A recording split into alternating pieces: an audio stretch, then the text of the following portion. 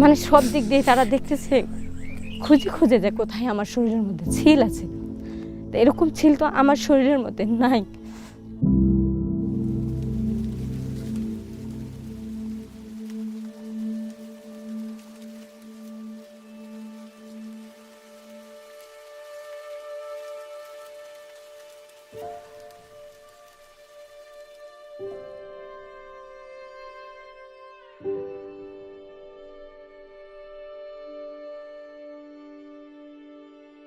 উনি যে আলাপগুলো করে, যে কথাবার্তাগুলো বলে, খুবই ভালো লাগে। আমি যে ঘর থেকে শুনি, আমার কাজের ক্ষেত্রেও হইলেও আমি কিন্তু শুনতে পাই কথাগুলো, খুবই ভালো লাগে যে কথাগুলো এত সুন্দর। পরে আমি আমার হাজব্যান্ডের সাথে শেয়ার করি যে আমি কি এই কথাগুলো শুনতে পাই না। তখন আমার হাজব্যান্ড বলল, হ্যাঁ শোনা যায়, তুমি শুনতে পারো।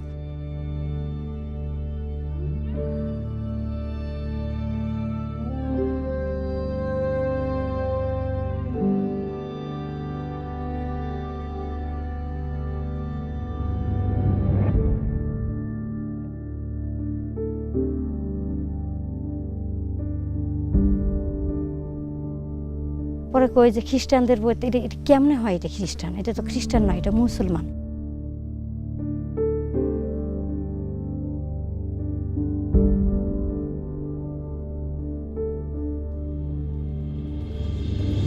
এই সত্যটা প্রকাশ করতে গিয়ে এমনি এমনি আমাদের খ্রিস্টান নাম ভেসে উঠলো।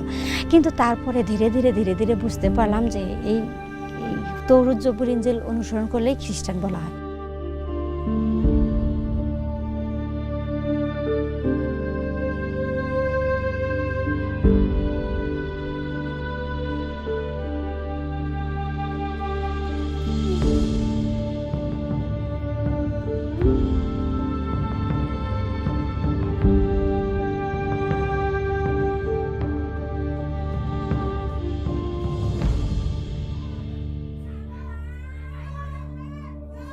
আর গ্রামের লোকেরা আমাকে, এই প্রতিবেশী এই পাশের লোকগুলা আমাকে 10-15 জন মহিলা এক জায়গায় আমাকে নিয়ে যায়।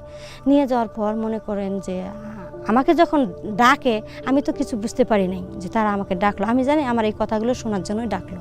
এই এখন মহিলাদের মধ্যে ঢুকে আমাকে এখন বলতেছে যে তুই যে খ্রিস্টান হয়েছিস, তোকে ছিল কোথায় দিছে, আমরা তো ছিল দেখবো।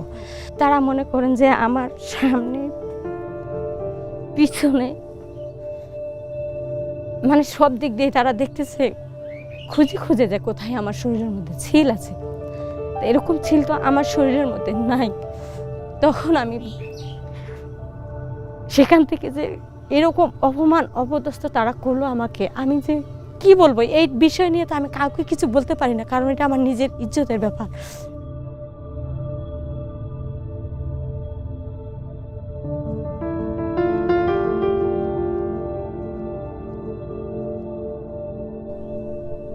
মানে ডেট করছিল, এমন একদিন ডেট করছিল যে অমুক দিন আমরা তার বাসায় গিয়ে আমরা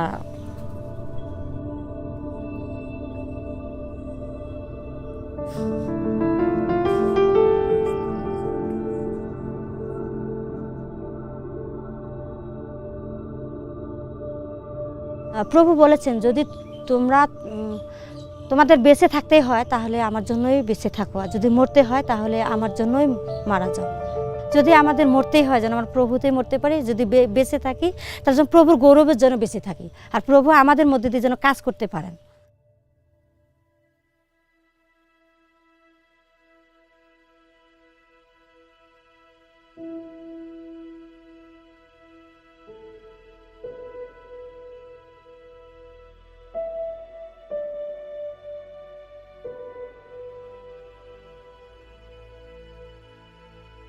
এটা নারীদেরকে নিয়ে করতে হয়, যে যেমন অনন্য আমরা যেমন মুসলিমদের মধ্যে যেমন কোনো নারীদের কোনো গুরুত্ব নাই, কিন্তু আমরা যারা ইসাইদের মধ্যে নারীদেরকে গুরুত্ব দেওয়া হয়।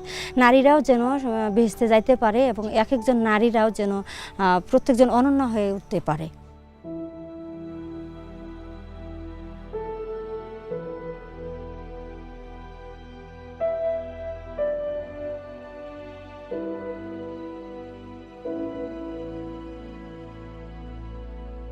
মাঝে মাঝে যখন নির্যাতন হয়, তখন আমরা এই ঘরের মধ্যে যখন উপাসনা করি, তখন ভয় হয়, টিনের ঘরে এটা যদি